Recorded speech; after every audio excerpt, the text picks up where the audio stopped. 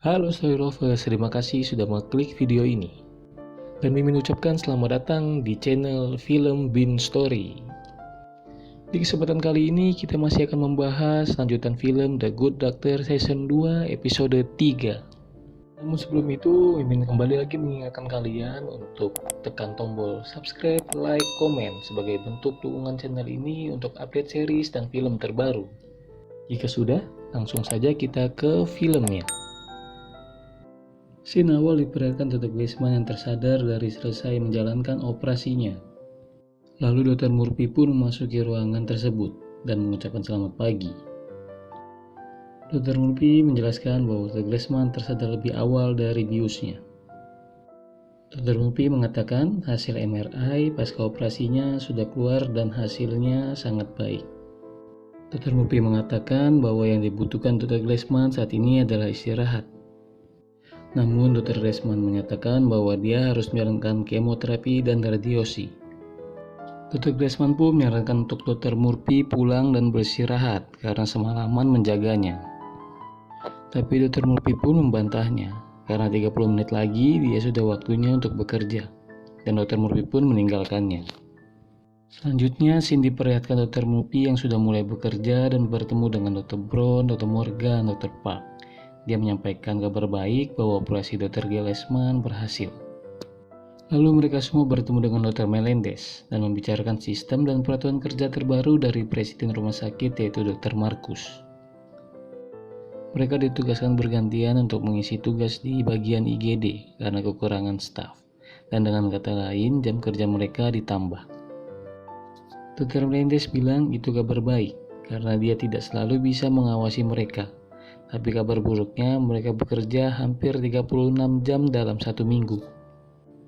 Dr. Brown dan Dr. Morgan pun keberatan dengan hal itu, di mana gaji yang mereka dapat juga tidak setimpal.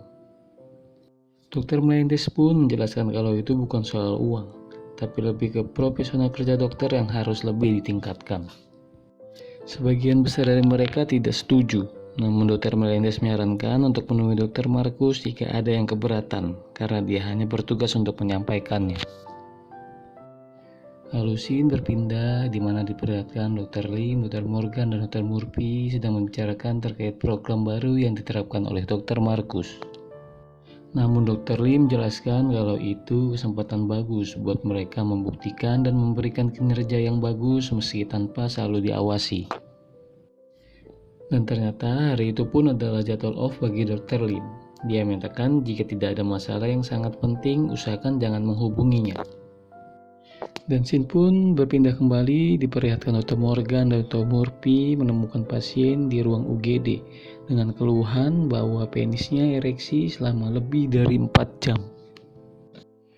Pasien tersebut memberikan keterangan bahwa sebelumnya dia berkencan dengan wanita cantik, namun dia tidak sadar apa yang terjadi selanjutnya.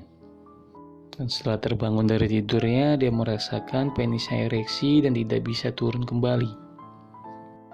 Dr. Morgan pun beranggapan itu efek dari alkohol, ganja, atau obat-obatan semacamnya. Dr. Murphy juga beranggapan bahwa banyak obat yang bisa membuat priapisme atau ereksi yang berkepanjangan dan menimbulkan rasa sakit. Lalu Dr. Morgan pun mencoba memeriksanya dan menyatakan corpora cavernosa kaku dan kelenjar lunak juga kaku. Pasien pun menanyakan maksud dari Dr. Morgan itu. Lalu Dr. Murphy pun menjelaskan bahwa itu yang mengakibatkan ereksi selama 4 jam lebih dan semoga tidak membuat sel dalam organnya mati. Mendengar hal itu, pasien pun panik dan menyangka bahwa penisnya akan mati. Dr. Morgan pun bilang itu akan terjadi jika tidak segera ditangani. Dan Dr. Morgan pun segera mengambil tindakan dengan cara menyedot sebagian darah yang ada di penis untuk membuat aliran darah di penis lancar agar penis tidak ereksi lagi. Scene kembali berpindah. Ini Dr. Morgan dan Dr. Murphy berpindah ke ruangan UGD lainnya dan menemui pasien anak-anak yang mengalami kekakuan rahang.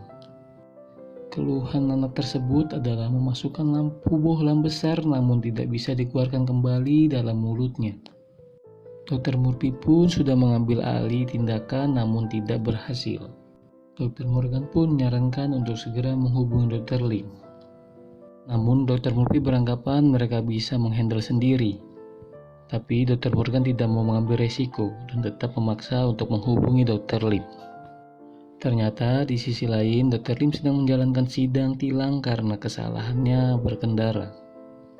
Tiba-tiba sidang pun harus terhenti karena Dr. Lim mendapatkan telepon dari Dr. Murphy. Dr. Lim pun sedikit marah karena telepon mengenai masalah yang seharusnya tidak terlalu penting. Dan Dr. Lim pun mengatakan kepada mereka berdua hal ini bisa ditanganinya sendiri. Lalu scene pun diperhatikan kembali Dr. Murphy dan Dr. Morgan kembali menangani bocah pasien yang mulutnya terdapat bohlam besar itu. Dr. Murphy pun mengakalinya dengan kain bedah yang dirancang sedemikian rupa untuk bisa membungkus bohlam tersebut dari dalam mulutnya. Dr. Murphy menggunakan kantung bedah karena kantung bedah tidak mudah sobek dengan bedah tajam, agar bisa dipecahkan tanpa melukai mulut bocah tersebut. Dan akhirnya rencana pun berhasil. Dr. Murphy pun bisa mengeluarkan bohlam tersebut dari mulut anak itu. Scene diperlihatkan kembali di mana Dr. Murphy yang masih sibuk dengan pekerjaan lainnya. Lalu Dr. Morgan pun menghampirinya dan menanyakan apakah Dr. Murphy sudah makan siang atau belum. Dr. Murphy pun menjawab belum. Dr. Morgan menjelaskan bahwa ini sudah jam 5 sore. Tetapi Dr. Murphy menjawab dia akan sekalian makan malam hari ini. Di tengah pembicaraan, tiba-tiba perawat menghampiri mereka dan menyatakan pasien yang ditangani kembali mengalami ereksi pada penisnya. Dr. Morgan dan Dr. Murphy pun segera menangani kembali pasien yang mengalami ereksi tersebut. Setelah dilakukan penanganan dan disuntikan obat beberapa jam, ternyata penis pasien kembali ereksi. Dr. Morgan pun mengatakan akan segera memberikan hasil lab lalu menanganinya. Dr. Murphy pun mengejar Dr. Morgan dan menyatakan kalau hasil labnya sudah keluar dan tidak ada yang salah pada penis pasien tersebut. Namun Dr. Morgan pun menjawab dia hanya butuh waktu untuk memikirkan cara agar penisnya bisa normal kembali. Dr. Murphy pun mengusulkan agar kembali menghubungi Dr. Lim, karena Dr. Lim lah yang ahli dalam masalah spesialis kelamin. Dr. Morgan bersikeras menolak dan meyakinkan untuk bisa memecahkan masalahnya sendiri. Dr. Morgan ingin berinisiatif menyuntikkan Kenny Levering, namun Dr. Murphy menyangkal karena sudah terlalu banyak suntikan di dalam penisnya dan dapat mengakibatkan krisis hipertensi. Dan ternyata Dr. Murphy mencari solusi lain dengan mendatangi Dr. Glassman ke ruangannya. Dr. Glassman yang masih lemas pasca operasi pun menjawab kalau dirinya adalah ahli bedah, bukan ahli penis. Lalu perawat pun masuk menemui Dr. Glassman, di mana ternyata Dr. Glassman tidak mau mengikuti anjuran Dr. Ko dan lebih meminta untuk diberikan obat ambeien serta morfin. Namun suster itu pun menolak karena itu tidak diperbolehkan. Lalu Dr. Glassman dianjurkan beristirahat kembali serta Dr. Murphy dianjurkan untuk meninggalkannya. Saat Dr. Murphy ingin pergi, Dr. Glassman menyarankan agar melakukan prosedur Winter kepada pasien yang penisnya ereksi terus itu. Ini diperlihatkan Dr. Murphy ingin melakukan metode yang disarankan Dr. Glassman. Namun pasien itu seketika takut melihat suntikan dengan jarum besar yang dipegang Dr. Murphy. Saat Dr. Morgan menjelaskan prosedur kepada pasien, Dr. Murphy melihat ada SMS masuk dari Lea. Namun Dr. Morgan salah melihatnya dan beranggapan itu SMS dari Dr. Lim. Dr. Morgan menanyakan kenapa Dr. Murphy tidak bilang kalau dia menghubungi Dr. Lim. Namun Dr. Murphy menyatakan kalau dia tidak menghubungi Dr. Lim. Itu hanya SMS dari Lea. Dan Dr. Murphy menceritakan kalau sedang ada masalah dengan Lea. Dr. Murphy juga menceritakan kalau dia mendapat saran dari Dr. Brown untuk tidak menjauhi Lea. Namun Dr. Morgan berkata kalau Dr. Murphy tidak seharusnya mendengarkan saran dari orang lain. Dengan mudahnya Dr. Morgan bilang bahwa Dr. Brown dan Lea hanya ingin merawatnya seperti piaraan lucu saja. Dr. Murphy pun menjawab kalau Lea menciumnya. Namun Dr. Morgan menyatakan kalau itu hanya ciuman kasihan buat Dr. Murphy. Mendengar pernyataan itu, Dr. Murphy pun sedikit murung dan meninggalkan Dr. Morgan untuk melihat pasien. Seketika Dr. Murphy pun kembali seperti mendapatkan hidayah. Dia bisa melihat masalah apa yang sedang terjadi pada pasiennya tersebut. Scene diperlihatkan Dr. Melendez, Dr. Brown, Dr. Park yang sedang menemui pasien di ruangan di mana pasien itu mengalami endometrial. Endometrial adalah kanker yang berada di lapisan dalam rahim. Dr. Melendez dan Dr. Park pun menjelaskan bahwa operasi tidak membutuhkan waktu lama dan peluang keberhasilannya pun sangat besar. Mendengar hal itu, pasangan itu pun sangat senang dan berharap bisa memiliki anak dan melahirkan anak dengan lancar tanpa ada masalah. Lalu scene diperlihatkan Dr. Melendez, Dr. Brown, Dr. Park, dan suster sedang mengoperasi istri Daniel yang bernama Gina yang mengalami endometrial, dan ternyata penyakit di dalamnya sudah semakin parah, di mana terlihat induk telurnya sudah terluka, serta usus, kantong kemih, dan rahimnya pun mengalami masalah. Itu yang membuat dirinya merasa kesakitan hampir setiap hari. Dr. Melendez pun menugaskan Dr. Brown untuk memberitahu Daniel soal hal ini. Dr. Brown pun menjelaskan kepada Daniel. Daniel pun sontak terkejut dan ingin menemui istrinya. Namun Dr. Brown pun menghalanginya karena operasi sedang berjalan. Dr. Brown pun meyakinkan Daniel untuk menyerahkan semuanya oleh tim dokter. Setelah meyakinkan Daniel, Dr. Brown pun kembali ke dalam ruangannya. Dalam perjalanan ke ruang operasi, Dr. Brown pun bertemu dengan Dr. Murphy yang gelisah karena seseorang menelponnya terus-menerus. Dr. Brown pun bertanya, kenapa dia seperti itu? Dan ternyata yang menghubungi Dr. Murphy terus-menerus adalah Lea, di mana Lea ingin bertemu dan membicarakan terkait permintaan Dr. Murphy agar ia pergi dari apartemennya. Namun Dr. Murphy pun tidak ingin bertemu karena dia merasa itu hanya membuat dirinya merasa kacau. Dr. Brown pun membantu dengan menjelaskan serta memberikan saran kepada Dr. Murphy untuk menjelaskan masalah mereka berdua. Lalu scene diperlihatkan kembali ke ruangan operasi di mana tim Dr. Melendez masih dengan misi pengoperasiannya. Lalu Dr. Brown pun datang kembali sehabis menemui Daniel. Dr. Melendez pun menanyakan apakah semua baik-baik saja, dan Dr. Brown pun menjawab dia sudah menyampaikan dengan baik. Lalu Dr. Melendez pun menyuruh Dr. Brown untuk memimpin operasinya yang sudah hampir selesai. Namun, perawat Flores seperti tidak suka apabila Dr. Brown yang memimpin operasi. Melihat hal itu, Dr. Melendez pun menyuruhnya pergi. Namun, perawat Flores menolak dan tetap ingin mengikuti menjalankan operasi. Dr. Melendez sedikit kesal dan ia menyatakan akan melaporkan perbuatan tidak sopannya kepada presiden rumah sakit yaitu Dr. Marcus. Scene masih diperlihatkan tim Dr. Melendez yang masih sibuk mengoperasi pasien sampai jam 1 pagi. Dr. Park mengeluhkan ternyata pasien memiliki banyak masalah pada organ tubuhnya. Di sisi lain mereka pun merasa keletihan karena sudah sangat lama bekerja. Dr. Melendez pun mengeluh karena merasa kantong kemihnya ingin meledak karena tidak bisa meninggalkan operasinya ke toilet sedikit pun.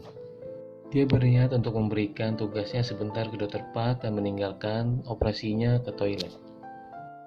Namun tiba-tiba mesin berbunyi dan menunjukkan tekanan darah pasien menurun. Dr. Melendez menyatakan pasien mengalami pendarahan dan harus membuka bedahnya lebih dalam. Dan setelah melakukan penanganan, pendarahannya pun teratasi.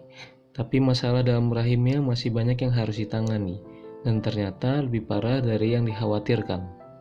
Dr. Melendez beranggapan bahwa rahim pasien terpaksa harus diangkat, namun mereka berharap ada solusi lain. Dr. Brown menyarankan untuk melakukan operasi dengan memotong usus dan merekonstruksi kantong kemihnya, namun Dr. Park menjawab itu sangat berbahaya bagi pasien. Namun Dr. Brown pun beranggapan kalau resiko adalah wajar untuk solusi terbaik. Dan akhirnya Dr. Melendez pun menyuruh Dr. Park untuk menanyakan ke Daniel soal resiko itu untuk diambil atau tidak. Lalu menyerahkan tugasnya sementara kepada perawat lain. Sedangkan Dr. Melendez ingin menyidang Dr. Brown dan perawat Flores karena tidak bisa bekerja sama dengan baik dalam operasi itu.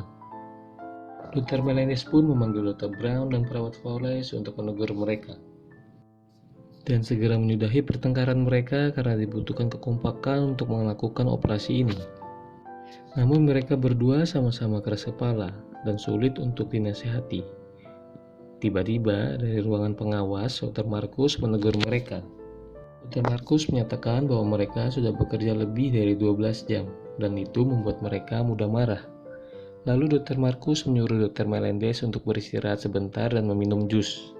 Dr. Melendez pun menjawab kalau dia tidak haus dan tidak butuh itu, namun Dr. Markus memerintahkan untuk melakukannya saja, dan memberi perintah kepada Dr. Brown dan perawat Flores untuk bisa bersiap kembali dan bekerja profesional apabila Dr. Melendez sudah selesai dalam beristirahatnya.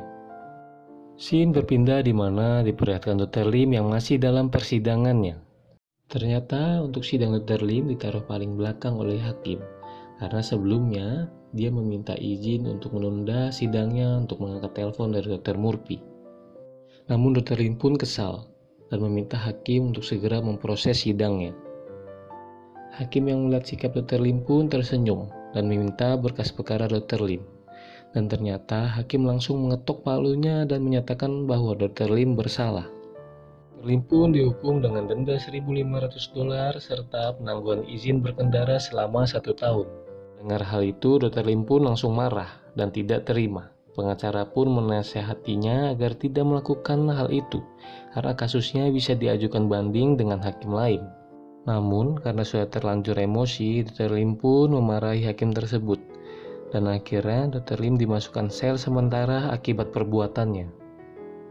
Lalu scene diperlihatkan di mana Dr. Lim yang sudah diperbolehkan pulang oleh polisi setelah dihukum oleh hakim selama 9 jam.